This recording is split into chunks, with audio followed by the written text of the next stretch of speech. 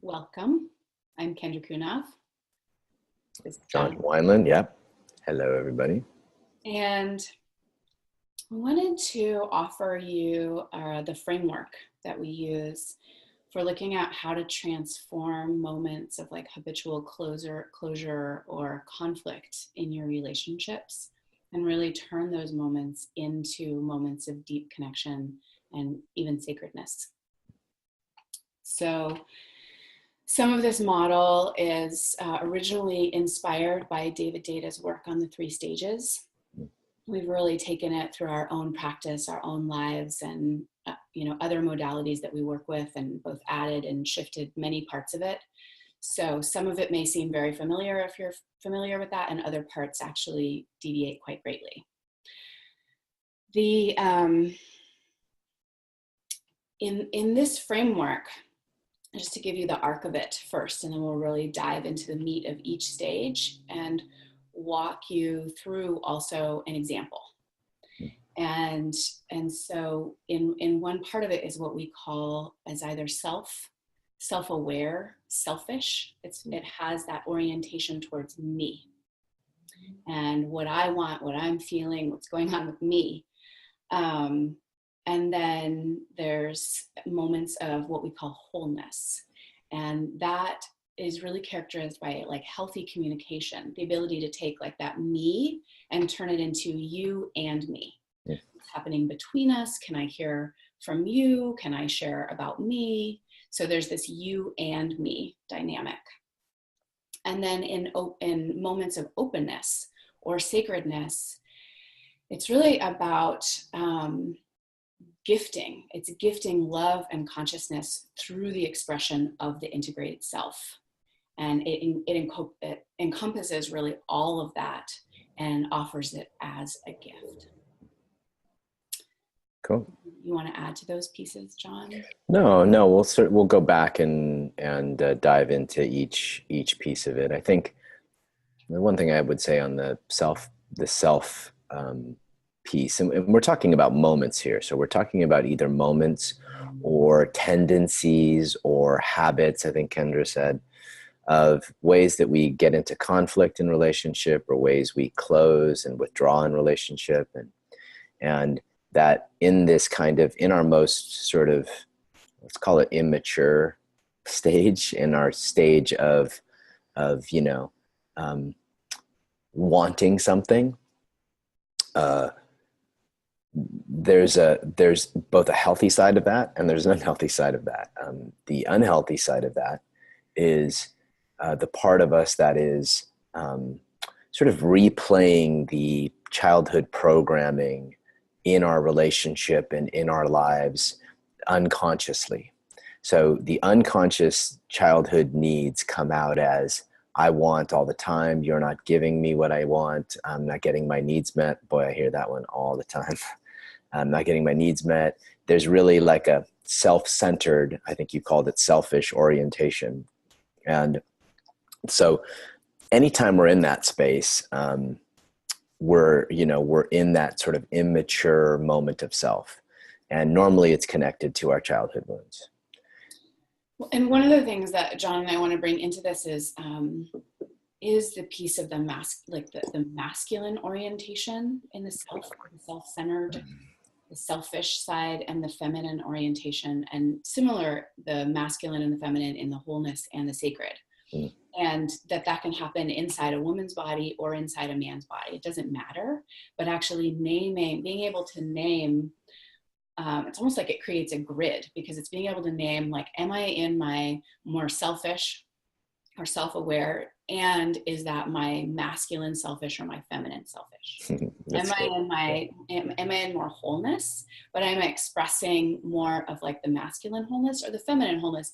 And as we get aware of those, it's not so much about like judging one from the other or that it should be one or the other, but there's a way that as we actually tease those apart, that we gain more choice. And we're able to go like, oh, this moment actually calls for something. Mm-hmm. And I know how to bring it inside that framework, not only from the self-oriented or the selfish to the whole, to the sacred.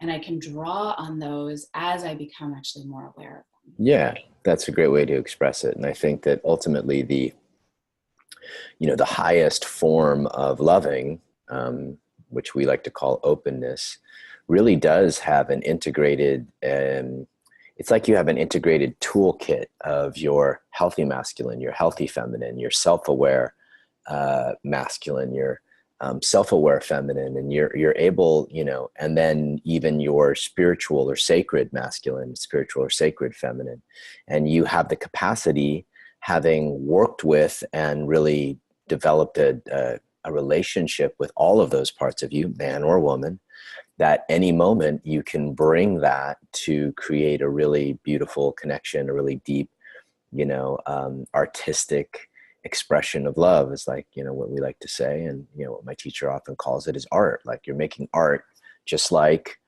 from the grab bag of various notes that you've learned how to play. Mm-hmm. Yeah, I And love too the analogy that you often use of having like a painter's palette. And if you only had, red and blue, there'd only be certain, certain things you could paint. But then if you add yellow and green and white, then suddenly um, it just deepens and brightens everything that can be offered. Yeah, it's about integration. It's about range. It's about developing full expression of self. And then, as you said really beautifully, it's about learning how to give these integrated, whole, fully expressed parts of ourselves, even the parts that are gnarly, Yeah.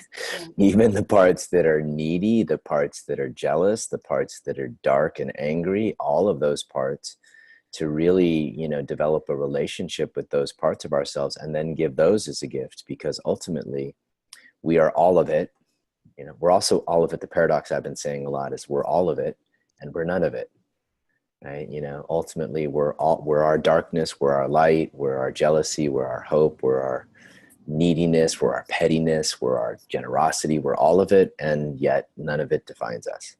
Which is where I think you end up in this sort of sacred space where there's no history. It's just two human beings in a moment of openness, playing, gifting, loving, fucking, deepening, whatever you want to call it. So you want to get into like breaking down each kind of moment that we Yeah, talked about? let's get into the nitty gritty. Yeah. So we'll start with the selfish. It's either kind of one element of it is more selfish or self-centered, Mm-hmm. and one element of it is self-aware.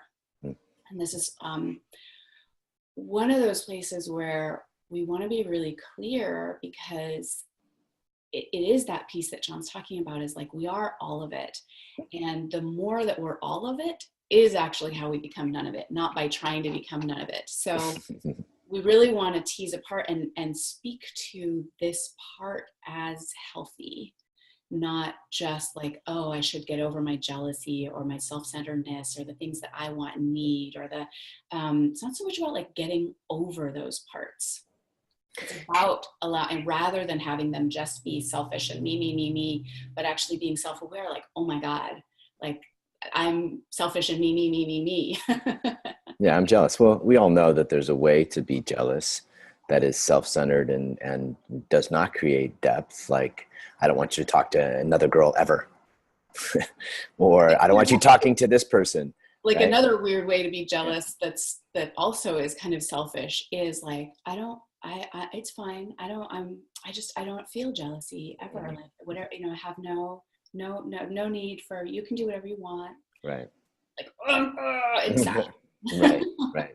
Yeah. And there's a way to be jealous that is self-aware. Like, wow, I am so jealous right now. And let me like out of my self-awareness, as I move into, so if we were just going to take jealousy as one example of this kind of trajectory. So I'm jealous.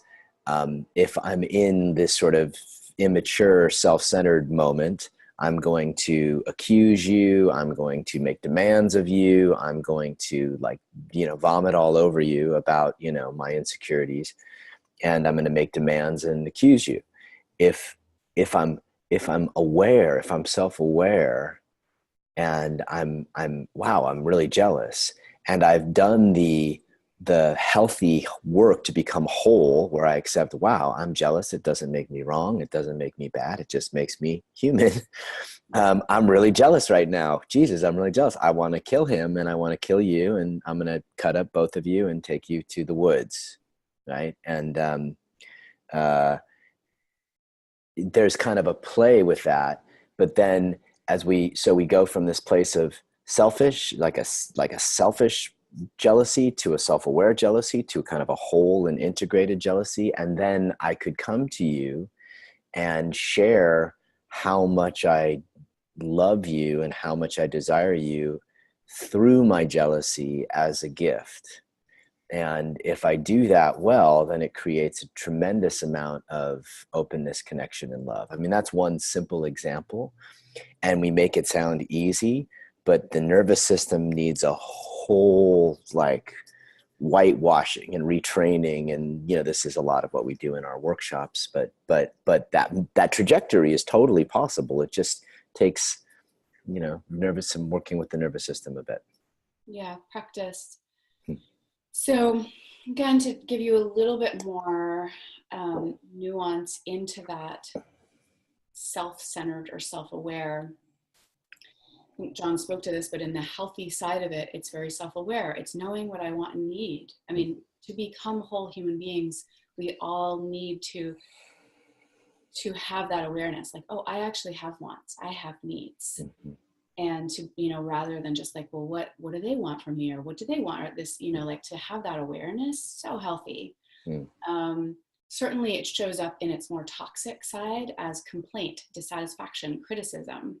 And John and I have talked about this before, and we do a lot of teaching on this, which is again to go like, great, if you notice you're complaining, like celebrate that, because underneath that, I guarantee there's a desire. Guarantee there's something you want. Yeah. So rather than being like, oh my God, I should never have dissatisfaction, complaint, criticism, it just bring the self-awareness to it so that you can look underneath and find out, what is it that you want? What are you longing for?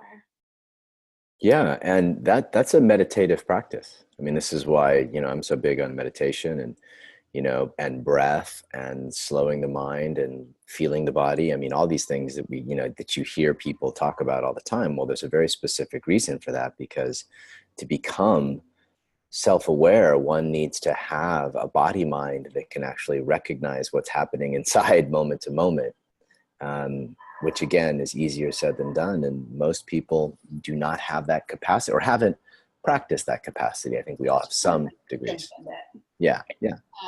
It's a muscle like anything else. If like when you're in a feminine self-centered moment, it's more focused on, am I being loved and am I being seen?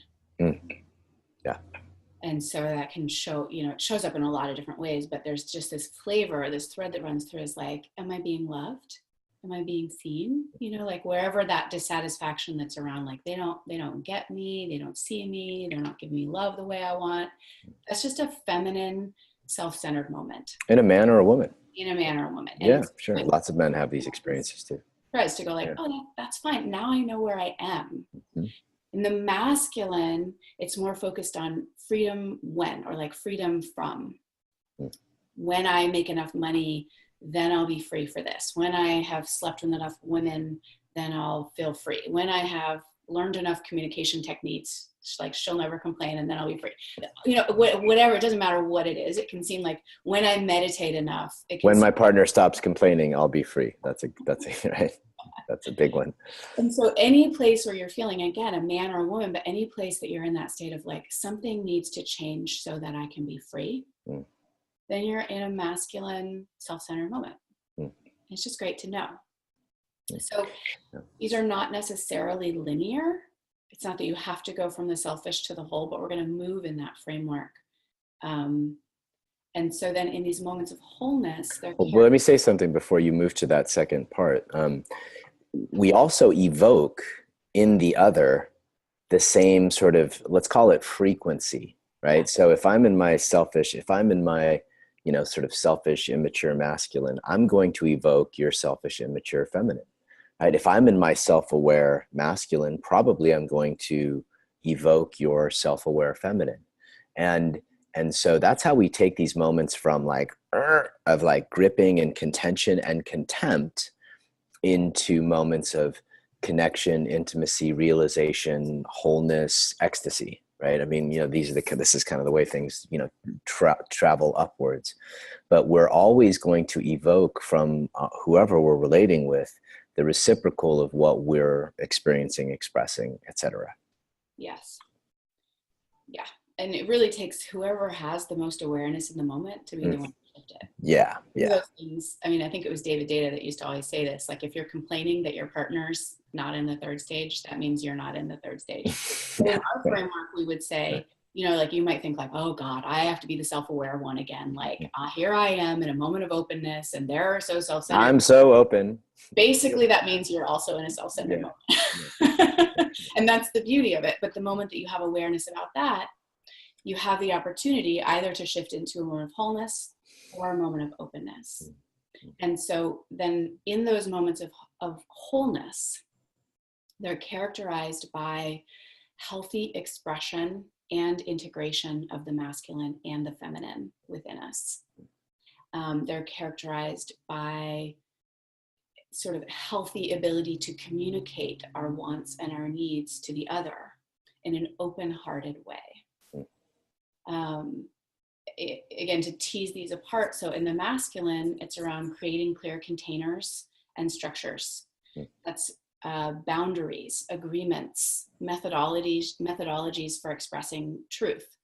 So again, men and women both need these. And it's just valuable to know, oh, this is an expression of my whole, like a moment of wholeness in the masculine. Yeah. I'm like, look, I really need this boundary. This is something that's important to me. And like, will you honor this boundary? And yeah, I think that's a really important distinction to clarify, because the healthy masculine in you, in me, is the part of me that is going to ask for boundaries, that is going to clearly communicate how I'm feeling, that is going to, you know, create a practice for us to do so that we can both share intimately, is going to make an agreement, right? And you have that just as strongly as I do. There's no gender specificity here, but it really is important to know that, you know, the healthy masculine holds things, structures things, clarifies things, leads things, right? And developing a healthy masculine is something that I think a lot of women are doing now. And it's important. It's important. So, because a lot of men are feeling more. Men are more feeling now than they were 50 years ago. So the capacity for a woman to feel, to take a look at her man who might be having really deep and difficult emotions, and actually step in and create like a container for them to do a practice or an agreement or a boundary or something like that. That's a huge gift for a woman to give to a man. But that requires she has to know her own healthy masculine. And it's, again, you know, we use these terms masculine and feminine, but it's, again, the beauty of distinguishing them, because you can also take a same-sex couple and there's still a value in whatever words you use, but in distinguishing those roles. Because if you say you have a couple that's two women and one woman is really in the space of expression and feeling, they could both go into that together, and that would be one thing. But there's often something that's quite profound and a gift if one person is deep in a feeling state, for the other person to recognize, oh, I could actually hold the space for this person, that allows them possibly to go deeper into that feeling state than if we kind of both went into it together. Mm-hmm. They're just different. So when we tease them apart, we get choice. Well, you also get sexual polarity, right? I mean, you know, if we are both, you know, you and I could both be in our masculine, and you and I could both be in our feminine. And, but the moment one of us, man or woman, woman, man, the moment one of us wants to, like, let's call it magnify and accentuate our feminine, and the other wants to magnify and accentuate our masculine, well, then we've got some energy, right? Then there's that arc of polarity, which is so important in deep, you know, sexual intimacy. And so, you know, although this, you know, we can we don't have to choose one of us being our masculine, one of them being our feminine. But if we want to create sexual polarity, no matter what our sexual orientation is, we do need that. Very, very important distinction to make. The masculine expression in a moment of wholeness is this creating clear containers and structure. The feminine expression in a moment of wholeness is vulnerable expression of feelings and desires. And again, right, we need that as men, we need that as women, the capacity to be able to do that. But it's that vulnerable expression, like, oh, this, this happened, and then I felt this, and I'm really wanting this, and that capacity to bring that to our partner. And again, there's a way that these can weave together, but it's like you can create a structure. One person can create a structure like, hey, let's have a conversation about what we're each wanting and feeling. So someone has created structure, and then the expression of feelings and desires can happen inside of it. And especially, I talk about this a lot in some of the other work that I do, but it's like, set a time limit for that, because you can dive in and then you can end up an hour later and someone's resentful because nobody said, hey, we're going to do this for 15 minutes. Mm-hmm. And then it just went on and on and on. Right. So that's where the value of creating containers is important. And then it's really valuable where the vulnerable expression of feelings and desires is important. Yeah, very much. So then in moments of openness or sacredness. Can I say something about the feminine healthy? Yes. So, it is about expressing your vulnerability and your I would just add that whatever your truth is, because sometimes people get locked into this idea that I just have to be vulnerable in order to be in my wholeness. Well, there might be rage. There might be, there might be deep sadness. There might be things that aren't really pretty.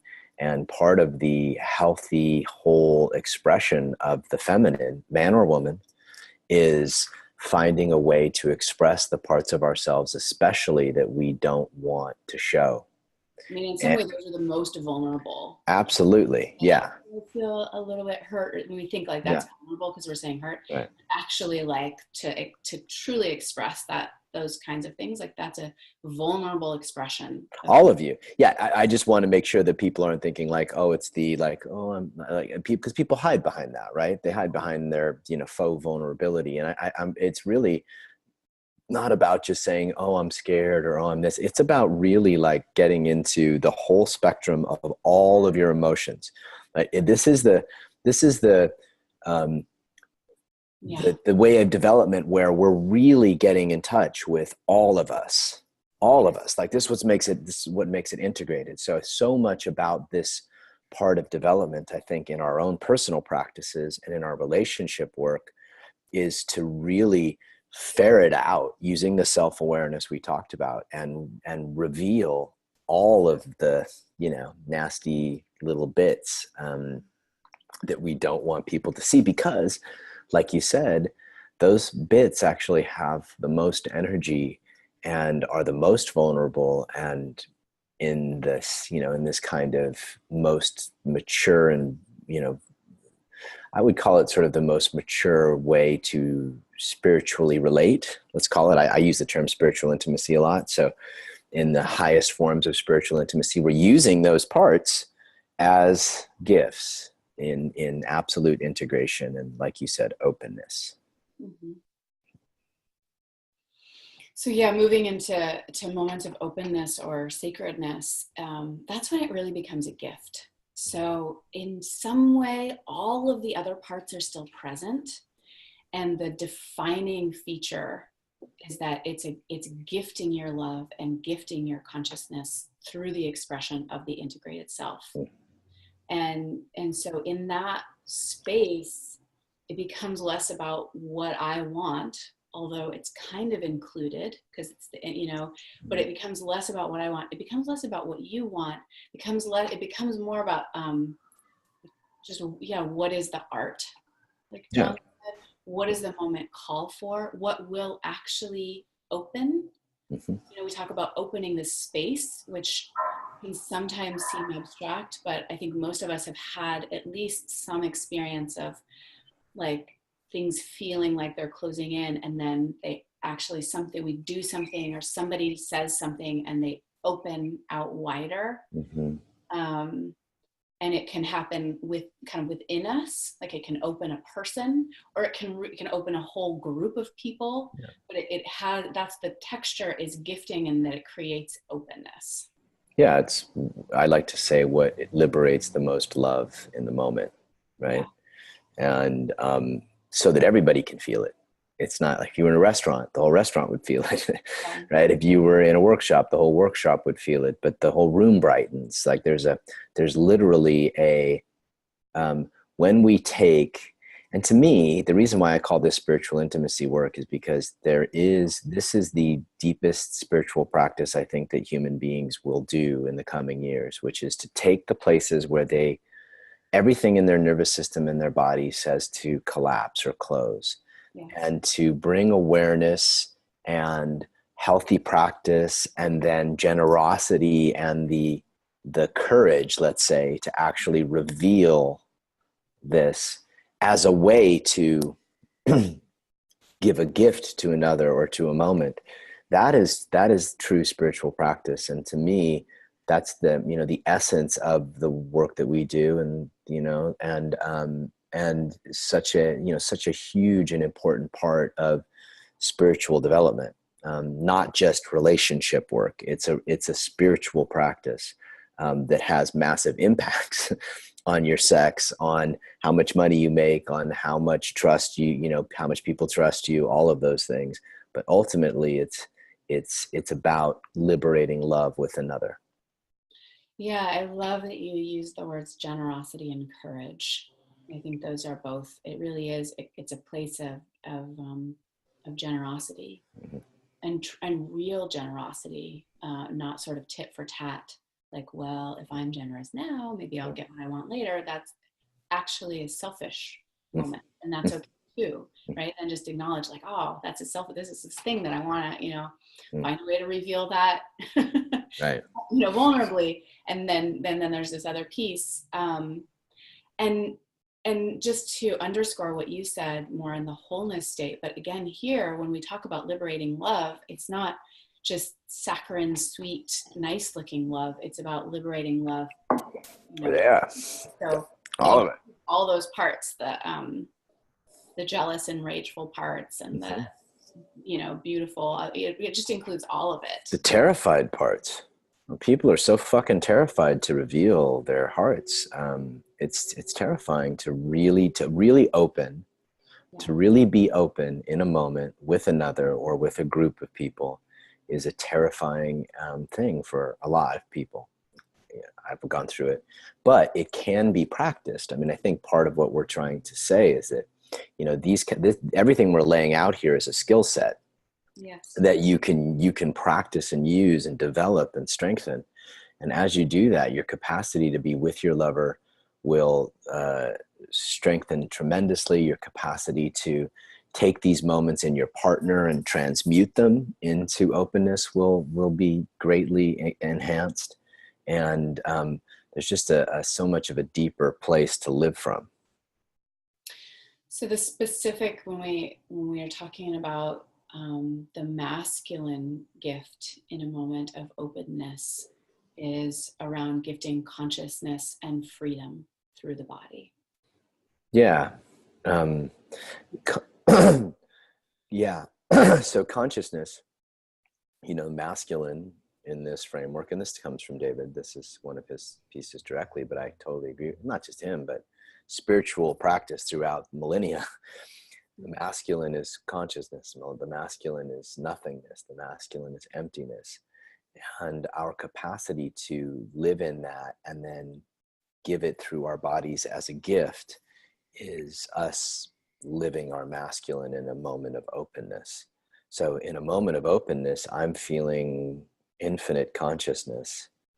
I'm generally pretty open when I'm feeling that. If you can feel me feeling that through my heart, through my body, through my cock, through my eyes, through my whole body, then it is a gift. It occurs as a gift to you.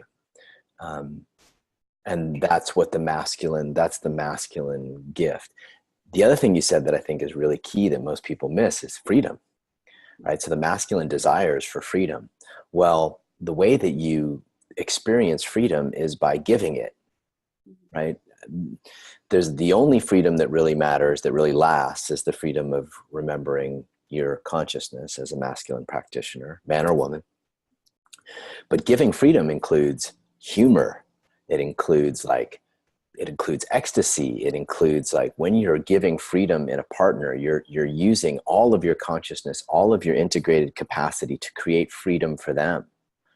And that is the ultimate masculine gift. Like that actually feels the best for, for a masculine partner, to create freedom in another so that love is liberated. When you're mad at me and you're mad at me and I throw you over my shoulder and spank you on the ass and make you laugh, I've just used my consciousness and gifted you freedom in a way that created more love, right? That's not, most people would not look at that as spiritual practice, but we do in our little twisted world, right? Like that's kind of that's what the masculine gets to bring in that moment of openness. I mean, there's so much more nuance to it, but it's hard to get into it in a few minutes. But again, we could talk for hours, but we won't. Yeah. And it's one of those places where it's so valuable to have guidance, actually. And again, and John and I rail on our students, honestly, about ongoing practice, because the difference between somebody throwing somebody over their shoulder and spanking them so that they will stop complaining or doing that and having like the entire space open, that comes down to the depth of your practice. Yeah.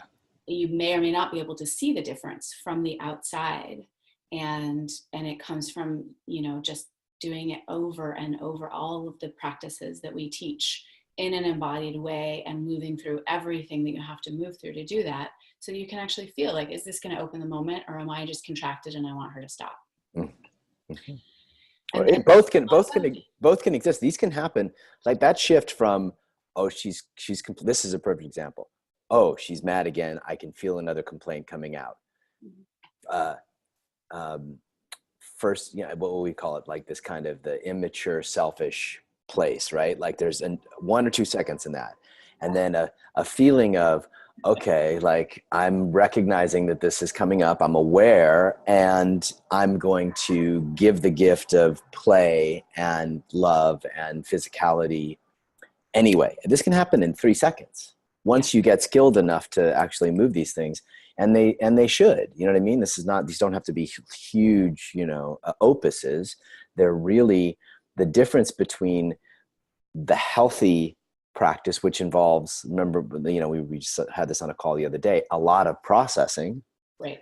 Could take hours. You're upset again, and I'm feeling kind of like resentful about it. And I think we already had this conversation. I don't think you really heard me, or because I'm sort of like right. And we could go on and process it for an hour, or you could come with a complaint and I could blast you with love and consciousness and create freedom in the moment like that. And your complaint disappears. And the capacity to learn to do that is so life-changing. Just like I could come home in a grumpy moment and you could, like run your hands down my chest and purr in my ear, and all of a sudden I'm smiling ear to ear, right? Versus talk about how you feel when I come home grumpy and like, let's process this, which is great. It is healthy, and it is a way of actually getting, but ultimately where we want to live is in this stage of like constant gifting and constant wholeness and constant openness of not having to spend hours processing everything.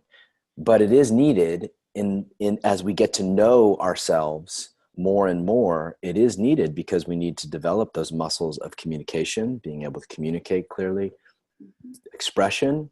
And they do build on each other. Yes, they do. I teach a lot of intentional dialogue, and even the capacity to hear another person when inside I'm going like, they're wrong, it didn't happen like that.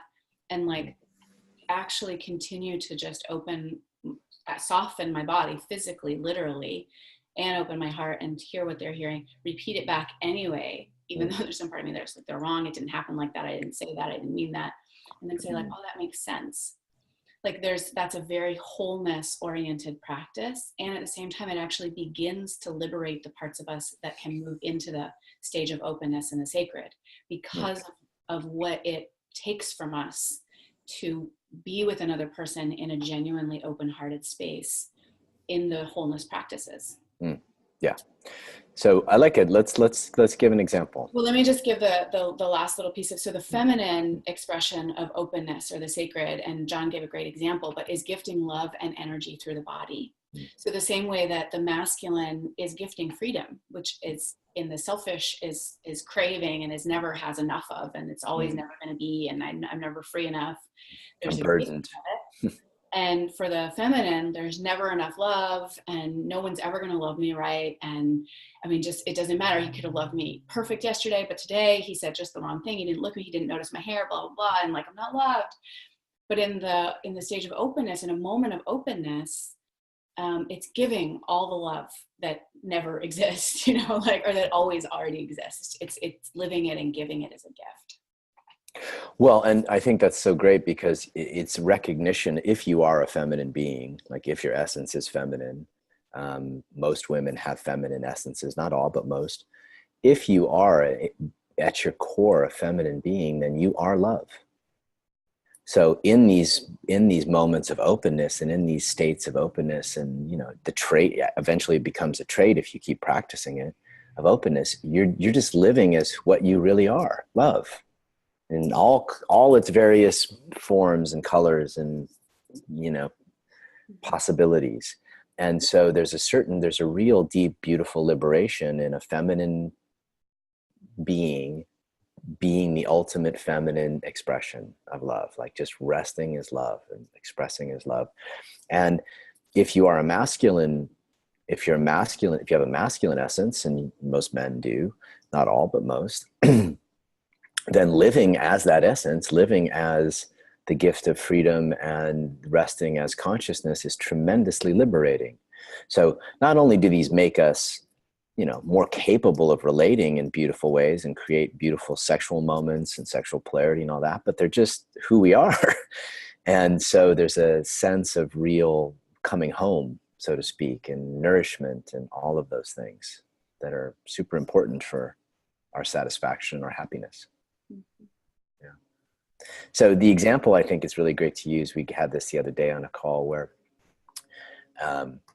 a woman was upset at the end of a date with her partner. She doesn't know when they're going to see each other again, or they're not clear on when they're going to see each other again, or she's having this sort of moment of conflict at the end of the date. This is the way the question came to us, and it's kind of beautiful, the evolution of it. You know, she brought the question, and it was, when we're at the end of a date and I don't know when I'm going to see him again, and then I start to feel hurt and angry, and I think at that point she also said, like, then her tendency is to want to bust out the calendar and figure out when that's going to happen. Right.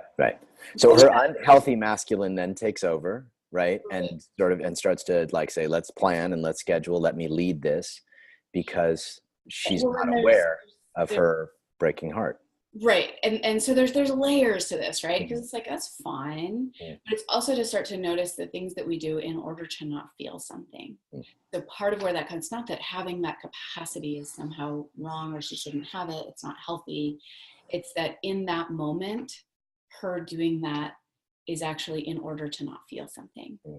And there's a real, there's a beauty in this too, to what John said right before, which is that this is a couple where the woman has enormous masculine and feminine capacity, and the man has enormous masculine and feminine capacity.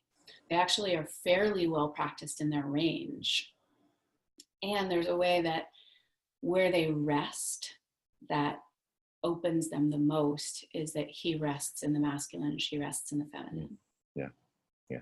So this moment, and it's kind of, they were saying it was kind of a habitual conflict, right? It's not the first time it happened. So this moment that happens again and again and again starts as a complaint or as a closure, let's say, or as a, tension of I don't want to see each other. And it ends up with her wanting to try to take control and sort of force the issue. And then him, so her unmet feminine, her unhealthy or self-centered feminine that wants like to be, wants this Never sort of to enough know. Yeah. time. Yeah. Right. There's not enough time. You don't take it. Enough. And, Right.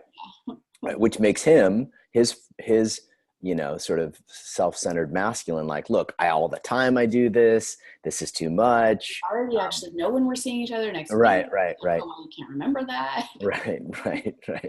So we're going to evoke from each other, but if she brings awareness to this, like Kendra was just saying, and takes a look underneath the tension and the closure, she'll feel a desire and a tenderness. Chogyam Trungpa called this, the bodhicitta, like the tender spot in our heart. And if she's aware and she brings a wholeness and actually connects to it, touches it, right? She can then express like, well, I miss you. Like, I want to see you again. I'm afraid that I'm afraid I'm going to not see you soon enough. I don't want to. I wish this wasn't over. Yeah. Great. I want time together to be done. Yeah. I wish you were coming home with me. I wish. Right. So all beautiful ways for her to express, through wholeness. Right. But even more, if she could take that, like, I wish you were coming home with me, or I wish this wasn't over, and she could magnify the level of yearning in her body, and through her eyes, through her breath, through her heart, and look at him and just express the depth of her heartbreak at the date being over, at the time for love being over, and just say one sentence like that, it would occur to him as like this massive gift of it would liberate the moment, right? It would create openness in the moment. It's irresistible, basically. And again, John and I said this earlier, it's easy for us to say these things, but as a women, like, that's a part of us that we're not supposed to have in this day and age. Like, to don't ever leave me, like, why is this date over? I wish you were coming home with me. That's like, it's cringeworthy, I think, for most women, if you're watching this, to imagine it actually allowing not only inside yourself, but some expression of that to come out towards another person or your man, or, it's like, well, that's the art. So the art is to take that sentiment, which is, there's nothing wrong with that sentiment. It's a totally beautiful sentiment. It's a totally beautiful expression of the feminine. And the art is to take that and take it from it actually occurring as a complaint to occurring as a gift of her love. Right? Or his love, doesn't matter. And so that is that's the real technicality. That's the nervous system work. That's the breath work. That's the playing. That's the practice work, to be able to reveal your heart over and over again in a way that is free from complaint. It's free from me. Like, there's no me in it. It's just heart desire. Like, it's like the universal heart of love expressing the desire to be met and seen. That is the ultimate. And people can get from that first place of when's our next date to that place of, and if he's responding from his place of openness as a masculine partner, he can offer freedom and consciousness to this deep, beautiful expression of vulnerability. So he might come back with something like,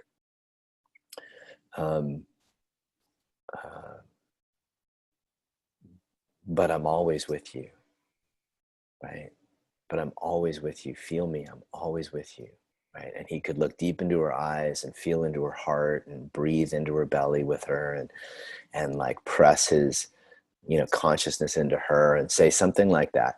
And it would liberate the moment even more. And then they've got this sort of beautiful ending of the night where she's like yearning hopelessly, and he's like pressing his consciousness into her. And this kind of relating is totally possible if we train our nervous systems to go there.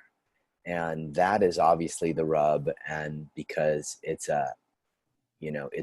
we can say, let's get to Bakersfield, but the journey to Bakersfield is filled with landmines and personal. I don't know why I chose Bakersfield. I could have chosen a more exotic location, but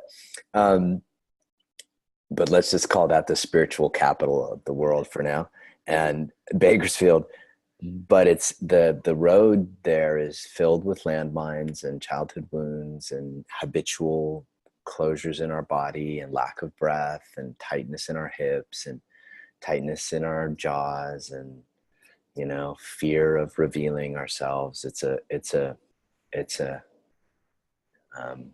work of a lifetime, really.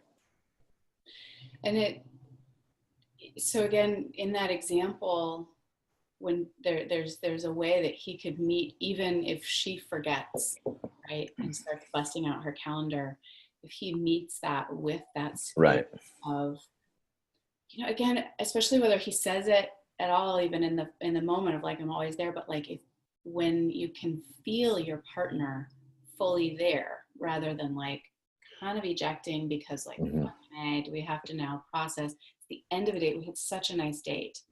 Why am I not free now? Like I already gave everything I had. Right. Not enough.